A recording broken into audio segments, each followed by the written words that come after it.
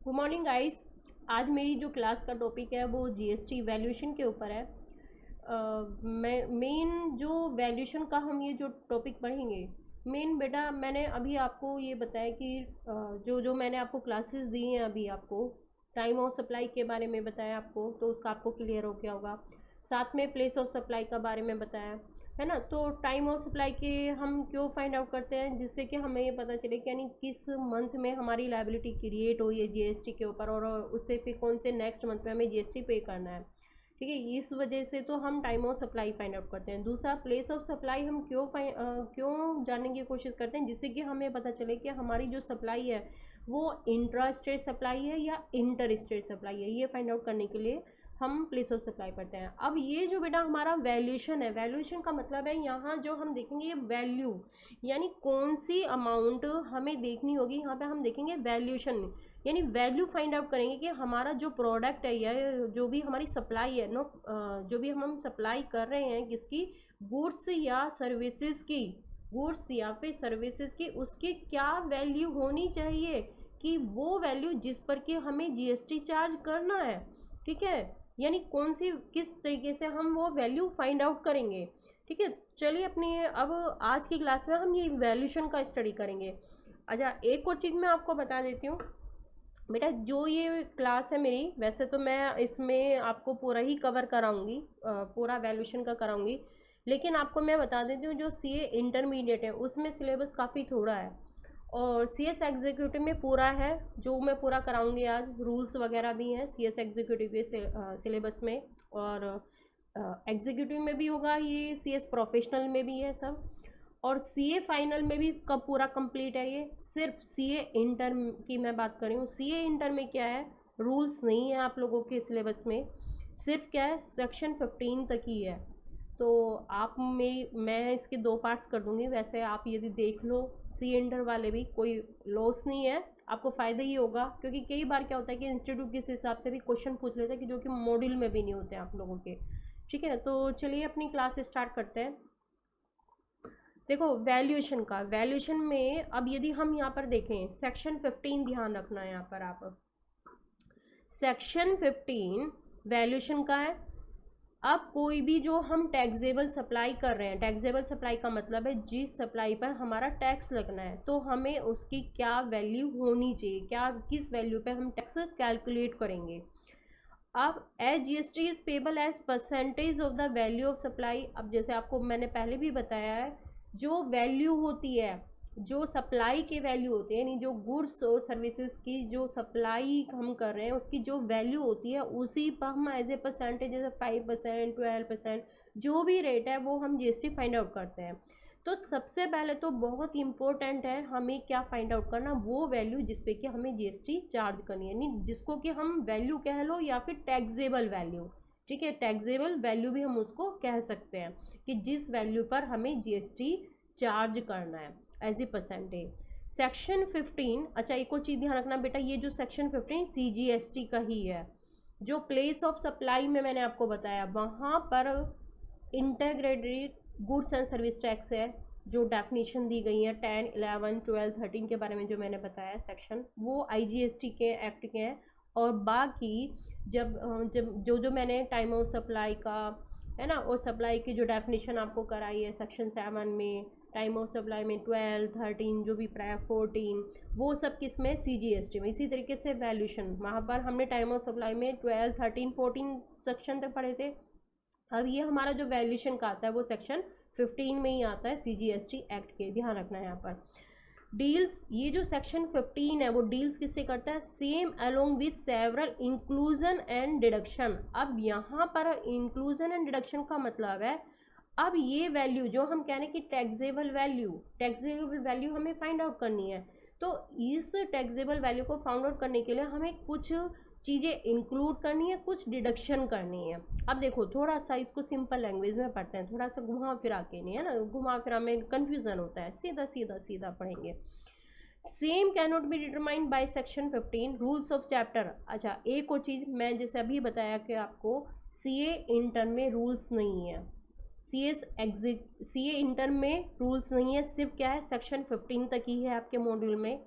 बाकी रूल्स भी बहुत इम्पोर्टेंट है। पता नहीं, मुझे नहीं पता कि सीए इंस्टीट्यूट ने सीए इंटर में क्यों नहीं रूल्स रखे, क्योंकि रूल्स इम्पोर्टेंट है, ये भी उन्हीं के साथ में चलते हैं, सेक्शन 15 के साथ में रूल्स भी चलेंगे। चलो नहीं है तो कोई बात नहीं है, लेकिन आप यदि देख लो तो आपको नॉलेज ही होगी। बाकी सीए फाइनल में, सीएस एग्जीक्यूटिव में है ना, और सीएस प्रोफेशनल में तो पूरे रूल्स है ही सब कुछ। अब यहाँ पे यही कह रहा है यहाँ पे, हाउएवर व्हेन, जब हम कई बार वैल्यू डिटरमाइन नहीं कर सकते अंडर सेक्शन 15, जैसे हमने कहा कि हम वैल्यू को किस में फाइंड आउट करेंगे, सेक्शन 15 में ही, और यदि बाई चांस हम सेक्शन 15 में वैल्यू फाइंड आउट नहीं कर सकते तो हमें क्या देखना होगा, फिर हमें रूल्स देखने होंगे। रूल्स चैप्टर 4 के, यानी जो इसमें चैप्टर 4 है जीएसटी में, चैप्टर 4 के रूल्स के अकॉर्डिंग, रूल्स कहाँ से, 27 से लेकर 35 सीजीएसटी एक्ट में चैप्टर 4 में जो भी रूल्स हैं 27 से 35 तक, उन रूल्स को हमें फॉलो करना होगा, और उसी के बेस पे हमें उस सप्लाई की वैल्यू फाइंड आउट करनी है, यदि हम सेक्शन 15 के अकॉर्डिंग नहीं फाइंड आउट कर सकते वैल्यू। ठीक है, समझ में आ रहा है? अच्छा, अब इसमें सेक्शन पर आ जाओ। सेक्शन 15 क्या कहता है बेटा? पॉइंट्स में हालांकि हो सकता है कि मैंने जो आपको नोट्स दिए अभी उसमें ये प्रिंट ना हो, तो मैं आपको वैसे तो डॉक्यूमेंट्स में अटैच कर दूंगी, और साथ में अपना एक छोटा सा रजिस्टर रखना। मैं वही आपको बार बार बोल रही हूँ, जहाँ जहाँ मैं मेन पॉइंट्स लिखी हूँ तो वो सर्कल कर रही हूँ, वहाँ आप मेन पॉइंट्स वो लिखते रहना, जिससे कि वो शॉर्ट समरी नोट्स आपके तैयार होंगे, एग्जाम्स में रिविज़न में काम आएंगे। तो अब सेक्शन 15 सबसेक्शन 1 क्या कहता है, जहाँ पर अब ध्यान रखना, बहुत मोस्ट इम्पोर्टेंट सेक्शन है 15, जहाँ हम सेक्शन 15 को तभी लेंगे, तभी हम उसके अकॉर्डिंग वैल्यू देखेंगे, यदि सप्लायर और रेसिपिएंट, ठीक है, सप्लायर और रेसिपिएंट रिलेटेड पर्सन नहीं है, तो रिलेटेड पर्सन नहीं है, एंड का मतलब है साथ में प्राइस इज सोल कंसिडरेशन, जो सप्लाई हो रही है सप्लायर और रेसिपिएंट के बीच में, वहाँ पे जो सोल कंसिडरेशन है सिर्फ क्या है, प्राइस ही है, यानी जो उनके बीच में जो भी वो सप्लाई हो रही है उसके बदले में एक प्राइस डिसाइड हुआ है। ठीक है, price is the sole consideration, price वहाँ पर डिसाइड हुआ है। तो सेक्शन 15 यदि हमारी ये दोनों कंडीशन फुलफिल हो रही हैं तो उस वाले केस में हमारी सप्लाई की जो वैल्यू मानी जाएगी, हम जो कह रहे हैं वो होगी हमारी ट्रांजैक्शन वैल्यू। ट्रांजैक्शन वैल्यू का मतलब है वो वैल्यू जिस पर सप्लायर ने रेसिपिएंट को सप्लाई की है। एक देखो डील बनती है ना, जैसे मान लिया मैं एज ए सप्लायर काम करती हूँ और आप एज ए बायर हो, आप मेरे यहाँ पर आते हो, मेरी शॉप पर आते हो, या जो भी है मैंने अपना शोरूम खोला है, जो भी है मेरी शॉप है, आते हो, एक डील करते हो कि मैंने कहा इतने की, आप कहते हो नहीं थोड़ा सा इतने की कर दो, मैंने कहा चलो ठीक है, एक फिक्स होती है। तो ये एक ट्रांजेक्शन वैल्यू जिस पर भी मैंने ट्रांजैक्ट किया है, यानी जो भी वैल्यू पर मैंने ट्रांजेक्शन किया है। तो सेक्शन 15(1) क्या कहता है, 15 सबसेक्शन 1 क्या कहता है कि उस वो ट्रांजेक्शन वैल्यू ही हमारी क्या होगी, वैल्यू होगी for the calculation of GST. लेकिन कब होगी, जब हमारी दो कंडीशन फुलफिल हो रही है। फर्स्ट कौन सी है, सप्लायर और रेसिपिएंट रिलेटेड पर्सन नहीं होने चाहिए, रिलेटेड नहीं होने चाहिए। दूसरा, price should be sole consideration. दोनों पॉइंट्स बिल्कुल रट्टा मार लेना, ठीक है, याद रख लेना। कई बार थ्योरेटिकल भी आ जाता है लिखने के लिए, लेकिन उसमें जो सीएस एग्जीक्यूटिव उसमें तो टिक मार्क के हैं, है ना, तो आपको पॉइंट पता होना चाहिए, हो सकता है ऑप्शन वाले में इस टाइप से आ जाए। ठीक है, चलो अब यहाँ पर ये आपको पॉइंट क्लियर हो गया। अब मैंने कहा भी कि जो सप्लायर और रेसिपिएंट है वो रिलेटेड पर्सन नहीं होने चाहिए। ठीक है, अब यदि मैं आपसे पूछूं रिलेटेड पर्सन का मतलब क्या है, या मैं ये भी तो पूछ सकती हूँ related person, what related person. अब ये देखो, अब थोड़ा सा हम ये रिलेटेड पर्सन का देख लेते हैं, रिलेटेड पर्सन का मतलब है क्या। मतलब देखो, अब जो रिलेटेड पर्सन की यहाँ पे जो डेफिनेशन दी गई है वो एक इंक्लूसिव डेफिनेशन है। इंक्लूसिव डेफिनेशन जहाँ होती है, एक तो होती है, देखो डेफिनेशन दो टाइप की हम कह सकते हैं। एक होती है डेस्क्रिप्टिव, यानी जहाँ पे वो बताता है, डेस्क्रिप्टिव डिस्क्राइब करता है कि ये चीज़ें हैं डेफिनेशन में। कई बार तो है इंक्लूसिव, वो चीज़ों को इंक्लूड करता है। तो इंक्लूड करता है तो वही पॉइंट्स हमारे उस डेफिनेशन में फॉल करेंगे। ठीक है, तो रिलेटेड पर्सन में यहाँ पे क्या है, ये इंक्लूड करता है, इंक्लूड द फॉलोइंग, क्या क्या चीज़ें, such person are officer directors of one another business. एक दूसरे के बिजनेस में वो क्या है, ऑफिसर है और डायरेक्टर्स है, ठीक है। यानी एक डायरेक्टर है और दूसरा मतलब बिजनेस है, बिजनेस एंटिटी है, उसमें ये person director, as a director काम कर रहा है, ठीक है। अब या तो ये पर्सन क्या है, मानिए ये पर्सन है इस बिजनेस एंटिटी में एज ए डायरेक्टर काम करता है या एज ए ऑफिसर काम करता है। तो अब यदि ये बिजनेस एंटिटी इसी पर्सन को यानी एज ए इसी डायरेक्टर को या ऑफिसर को कोई सामान खरीद रही, बेच रही है या सप्लाई कर रही है, तो उस वाले केस में हम ट्रांजेक्शन वैल्यू हमारी टैक्सेबल वैल्यू नहीं होगी, ध्यान रखना यहाँ पर, क्योंकि ये रिलेटेड पर्सन की कैटेगरी में आ गए, है ना। हो सकता है कि अब मान लिया बिजनेस एंटिटी अपने ही डायरेक्टर से कोई सामान खरीद रही है, डायरेक्टर का बेटा है, डायरेक्टर का बेटे का कोई रॉ मटेरियल का काम है सप्लाई का, और ये उसी से खरीद रही है, तो हो सकता है कि तो जीएसटी से अवॉइड करने के लिए बिजनेस एंटिटी कुछ और रेट अलग से शो कर दे, क्योंकि फिर तो वो एक रिलेशन बन जाता है ना। तो वही हम यहाँ पे कह रहे हैं कि यानी बिजनेस एंटिटी के कोई भी ऑफिसर्स हैं या फिर डायरेक्टर्स हैं, यदि उस बिजनेस एंटिटी का ऑफिसर या डायरेक्टर से लेना देना हो रहा है, लेना देना का मतलब सप्लाई हो रही है, तो that will be considered supply between related party, ठीक है। चलिए दूसरा पॉइंट है हमारा, एक तो हो गया हमारा ऑफिसर एंड डायरेक्टर्स, लिख लेना, आप लिख लेना officer and directors of one another business. चलो दूसरा है legally recognised as partners in business.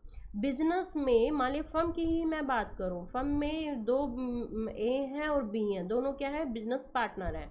अब इन दोनों के बीच में आपस में कोई क्या हो रही है, यहाँ पे सप्लाई हो रही है, तो यहाँ क्योंकि वो बिजनेस कोई भी एक बिजनेस है और उसमें कोई लीगली रिकॉग्नाइज पार्टनर है, एज ए पार्टनर काम कर रहे हैं, तो उनके बीच में भी यदि कोई एज ए सप्लाई हो रही है तो वो भी क्या मानी जाएगी, रिलेटेड पार्टी सप्लाई मानी जाएगी। तो उस वाले केस में हमारा जो ये ट्रांजेक्शन वैल्यू हम जो बोल रहे हैं वो हमारी वैल्यू नहीं ली जाएगी। उस वाले केस में फिर हम कहाँ जाएंगे, रूल के अकॉर्डिंग हमें फॉलो करना होगा, ठीक है। चलो तो दूसरा हमारा पॉइंट हो गया। तीसरा हमारा क्या है कि एम्प्लॉयर और एम्प्लॉय का रिलेशन है, ये है हमारा, ठीक है, सिंपली क्लियर हो गया होगा। फिर नेक्स्ट है एनी पर्सन डायरेक्टली और इनडायरेक्टली ओन्स, कंट्रोल्स और होल्ड्स 25% और more of the outstanding voting stock और shares of both of them. अब कोई भी पर्सन है डायरेक्टली इनडायरेक्टली ओन कर रहा है, ये कंट्रोल करता है 25% और मोर वोटिंग पावर शेयर्स। मान लिया एक बिजनेस एंटिटी है, इस बिजनेस एंटिटी की जो भी शेयर कैपिटल है, इसमें किसी पर्सन ने यानी जो भी इसका शेयर होल्डर है, उस शेयर होल्डर ने यहाँ पर इसमें शेयर होल्डिंग कितनी है, 25% या फिर उससे ज़्यादा की है, ठीक है। अब यहाँ पे जो सप्लाई हो रही है, सप्लाई इन दोनों के बीच में हो रही है, या तो ये इसको बेच रहा है या फिर ये इसको बेच रहा है, तो सप्लाई हो रही है, तो सप्लाई के केस में हम पढ़ रहे हैं कि जीएसटी लगना है। तो यहाँ पे ये जो सप्लाई मानी जाएगी, हम यही मानेंगे कि ये जो सप्लाई हो रही है ये हो रही है बिटवीन रिलेटेड पार्टी, और रिलेटेड पार्टी हो रही है तो फिर यहाँ पर हम ट्रांजेक्शन वैल्यू को नहीं लेंगे एज ए टैक्सेबल वैल्यू, बल्कि फिर किसके हिसाब से चलेंगे, फिर हम रूल के हिसाब से चलेंगे, ठीक है, जो रूल अभी मैं आपको बताऊंगी। चलिए ये हो गया हमारा, एक और पार्ट हो गया, ठीक है। फिर उसके बाद हमारा कि one of them directly indirectly controls the other. एक पार्टी है, कोई भी पर्सन है, हम और दूसरी एक बिजनेस एंटिटी है। अब हमने पहले तो बोला इस पर्सन का या शेयर होल्डर का यहाँ पे होल्डिंग कितनी है, कम से कम 25% या ज़्यादा की उसकी वोटिंग राइट है, वोटिंग स्टॉक है उसका, यहाँ पे वोटिंग राइट है उसका। यहाँ पे हम कह रहे हैं कि दूसरा कि इसका कंट्रोल है। कंट्रोल कैसे, कंपोजिशन ऑफ बोर्ड पे भी हो सकता है, या इस बिजनेस एंटिटी के, देखो खाली हम वोटिंग के थ्रू भी कंट्रोल हो सकता है। कंट्रोल तो खैर किसी भी तरीके से होता है, वोटिंग के थ्रू भी हो सकता है। या फिर दूसरा कंट्रोल कैसे हो सकता है कि जैसे इसी के अकॉर्डिंग यहाँ इसके बोर्ड ऑफ डायरेक्टर्स काम करते हैं इस एंटिटी के, तो इसका मतलब इसकी कंट्रोलिंग चल रही है। अब यदि इन दोनों के बीच में कोई सप्लाई हो रही है तो उस वाले केस में यहाँ पे भी इस सप्लाई में भी हम ट्रांजेक्शन वैल्यू को नहीं लेंगे एज ए टैक्सेबल वैल्यू, ठीक है। फिर यहाँ पे a third party directly indirectly controls both of them. अब ये वाला पॉइंट देखो, यहाँ पे क्या है, एक बिजनेस एंटिटी है, बिजनेस एंटिटी 1, दूसरी बिजनेस एंटिटी 2 है, और दोनों पे ही कंट्रोलिंग किसकी, किसी थर्ड पार्टी की है, और जो सप्लाई हो रही है इन दोनों बिजनेस एंटिटी के बीच में हो रही है। समझ में आ रहा है, यहाँ पे कंट्रोलिंग थर्ड पार्टी के, तो कंट्रोलिंग थर्ड पार्टी की है, तो इसका मतलब दोनों बिजनेस एंटिटी इसी के अंडर कंट्रोल में चल रही हैं, इसी के अंडर कंट्रोल में चल रही है ना। तो अब जो ये सप्लाई होगी इन दोनों बिजनेस एंटिटी के बीच में, तो इसका मतलब तो जो सप्लाई होगी अब ये अपने हिसाब से ही थर्ड पार्टी उसकी ट्रांजेक्शन वैल्यू डिसाइड कर सकता है, टैक्स जिससे कि कम से कम देना पड़े गवर्नमेंट को। तो हो सकता है कि ट्रांजेक्शन वैल्यू कम से कम दिखाए, यही तो होगा ना। तो यहाँ लोग कहते हैं कि यदि इस टाइप का कोई केस है तो यहाँ पर हम ट्रांजेक्शन वैल्यू को एज ए टैक्सेबल वैल्यू नहीं लेंगे, बल्कि फिर हम रूल्स के हिसाब से चलेंगे। क्लियर? चलो, फिर है टुगेदर दे डायरेक्टली और इनडायरेक्टली कंट्रोल आ थर्ड पार्टी। अभी तो हमने बोला कि वे दोनों बिजनेस एंटिटी थर्ड पार्टी से कंट्रोल होती हैं। अब हम यहाँ पे कह रहे हैं कि वे दोनों ही डायरेक्टली और इनडायरेक्टली किसी थर्ड पर्सन को कंट्रोल कर रही हैं। ठीक है, यानी ये बिजनेस एंटिटी है फर्स्ट, और दूसरी ये बिजनेस एंटिटी है, फिर ये थर्ड पार्टी है। अब ये डायरेक्टली इनडायरेक्टली दोनों ही इस पे कंट्रोलिंग कर रही हैं। अब ये जो पर्सन है, थर्ड पर्सन है, इस पे जब कंट्रोलिंग हो रही है इन दोनों की, है ना, तो इसका मतलब इन दोनों में कहीं ना कहीं एक जैसे रिलेशन है। जब ये एक ही चीज़ पर दोनों की कंट्रोलिंग हो रही है तो इनका आपस में रिलेशन हो गया ना। तो हो सकता है यदि अब इनके बीच में कोई भी सप्लाई हुई है, अब सप्लाई हुई है यदि कोई भी, तो हो सकता है कि यदि हम transaction value as a taxable value लेते हैं तो हो सकता है कि ये ट्रांजेक्शन वैल्यू को कम शो करें इनवॉइस में और गवर्नमेंट को जीएसटी कम पे करें, है ना। तो बेटा रूल्स बनाए क्यों गए, ये जो सेक्शन बनाए गए हैं, प्रोविज़न जो इनमें लिखे गए हैं, वो इसलिए तो लिखे गए हैं कि कहीं पर भी किसी तरीके का कोई पब्लिक फ्रॉड ना कर सके, है ना, गवर्नमेंट को पूरा उनकी ड्यूज़ जाए। तो यहाँ पर भी यही कहते हैं कि यदि दो बिजनेस एंटिटी ऐसी हैं और उनका यदि डायरेक्टली इनडायरेक्टली किसी थर्ड पर्सन को वो यदि कंट्रोल कर रही हैं, तो उनके बीच में यदि कोई सप्लाई हो रही है तो वो सप्लाई कि जो हम वैल्यू ट्रांजेक्शन वैल्यू को एज ए टैक्सेबल वैल्यू नहीं कंसीडर नहीं करेंगे, बल्कि फिर हमें उसकी जो वैल्यू हमें फाइंड आउट करनी होगी वो हमें रूल्स के हिसाब से फाइंड आउट करनी होगी। क्लियर हो गया? चलिए, अब क्लियर हो गया होगा अब तो। फिर उसके बाद नेक्स्ट है they are members of the same family. एक ही फैमिली के मेंबर्स हैं। ऑब्वियसली देखो, एक ही फैमिली के मेंबर्स हैं, एक ही फैमिली में है, हस्बैंड है या फिर वाइफ है। ठीक है, अब हस्बैंड कभी अपना बिजनेस कर रहा है, वाइफ भी अपनी, मतलब हो सकता है कि दोनों ही, आजकल तो सभी अर्निंग होते हैं, ये नहीं कि मैं अलग अलग है, फैमिली एक ही है, लेकिन बिजनेस दोनों का इस तरीके से, मतलब कच्चा माल ये वाइफ के यहाँ से हस्बैंड को जाता है। अब क्योंकि वाइफ ये अपना माल इसको बेच रही है हस्बैंड को, तो यहाँ पर इसके ऊपर जीएसटी लगना होगा। तो हो सकता है ये सस्ते में दिखा दे हो सकता है ना। तो यहाँ लोग कहता है कि ट्रांजेक्शन वैल्यू फिर हम इसको टैक्सेबल वैल्यू नहीं लेंगे, बल्कि फिर हमें रूल के हिसाब से ही चलना होगा। नेक्स्ट, अच्छा ये तो हो गया हमारे रिलेटेड पार्टी के। ठीक है, ये हमने पढ़ लिया रिलेटेड पार्टी में हमारे क्या क्या इंक्लूसिव होंगे। यहाँ तक फटाफट डिवाइस कर लेते हैं। एक तो हमने क्या पढ़ा, ऑफिसर एंड डायरेक्टर्स का, यही पढ़ा हमने। और किसी भी उसमें बिजनेस एंटिटी में यदि कोई भी ऑफिसर है, डायरेक्टर्स है, यदि उस बिजनेस एंटिटी का उनसे लेन देन हो रहा है तो फिर वो उस वाले केस में होगा। हम ट्रांजेक्शन वैल्यू को नहीं लेंगे। दूसरा हमने क्या पढ़ा कि लीगली रिकॉग्नाइज पार्टनर्स हैं किसी भी बिजनेस में, उन दोनों के बीच में हो रहा है। फिर है एम्प्लॉयर एम्प्लॉई है ना, एम्प्लॉयर या फिर एम्प्लॉई है। फिर है इसके बाद कि किसी और पर्सन की या शेयर होल्डिंग कम से कम 25% या मोर उसकी शेयर होल्डिंग, यदि उससे कोई डील हो रही है या सप्लाई हो रही है, या फिर कोई थर्ड पार्टी कंट्रोल कर रही है, या फिर दोनों पार्टी किसी थर्ड पर्सन को कंट्रोल कर रही हैं, है ना, ये कंट्रोल कर रही हैं। या फिर हाँ, हमने इसमें पढ़ा था कि दोनों एक दूसरे को कंट्रोल कर रही हैं। फिर थर्ड पार्टी का हमने यहाँ से पढ़ा था, है ना, थर्ड पार्टी आपस में या तो किसी उन बिजनेस एंटिटी को कंट्रोल कर लिया, या फिर वे दोनों ही किसी थर्ड पर्सन को कंट्रोल कर रही हैं। यहाँ पे था कि वे दोनों ही आपस में बिजनेस एंटिटी एक दूसरे का कंट्रोल कर रही हैं, या फिर किसी फैमिली के जो मेंबर्स हैं। तो यहाँ इस वाले केस में हमारे यहाँ पे क्या है, ये वाले पर्सन हमारे क्या माने जाएंगे, ये रिलेटेड पार्टी मानी जाएंगी।